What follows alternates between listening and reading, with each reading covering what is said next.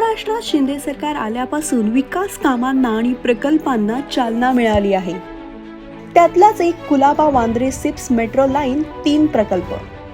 महाराष्ट्राचे कर्तव्यदक्ष मुख्यमंत्री एकनाथ शिंदे यांच्या सरकारच्या प्रयत्नाने मुंबईची पहिली आणि महाराष्ट्रातील दुसऱ्या भूमिगत मेट्रोचे काम पूर्ण झालंय। या महत्त्वाकांक्षी प्रकल्पाचे लोकार्पण पंतप्रधान नरेंद्र मोदी यांच्या हस्ते झाले।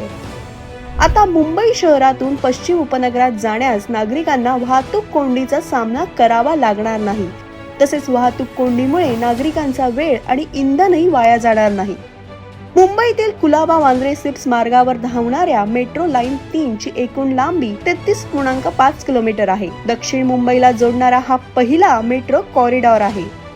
मेट्रो 3 च्या आरे वांद्रे कुंद्रा कॉम्प्लेक्स दरम्यान 12.5 किलोमीटर लांबीच्या पहिल्या टप्प्याचे काम पूर्ण झालंय। या मार्गावर एकूण 10 स्थानके असणार आहेत। मेट्रो 3 मुंबईच्या उत्तर दक्षिण दिशांना अधिक चांगल्या प्रकारे जोडण्यासाठी डिझाईन केली असून हा मेट्रो मार्ग मुंबईतील 6 प्रमुख व्यावसायिक क्षेत्र, 30 कार्यालयीन क्षेत्र, 12 शैक्षणिक संस्था, 11 प्रमुख रुग्णालय आणि 10 वाहतूक केंद्रांना जोडेल।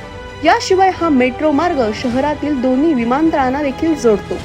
या मेट्रो मार्गिकेवर दर दिवशी 13 लाख प्रवासी प्रवास करतील, ज्यामुळे प्रवासाचा वेळ कमी होणार आहे।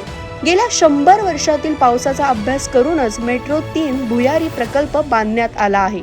यावरूनच महाराष्ट्राच्या उज्ज्वल भविष्याच्या दृष्टीने शिंदे सरकार प्रयत्नशील आहे।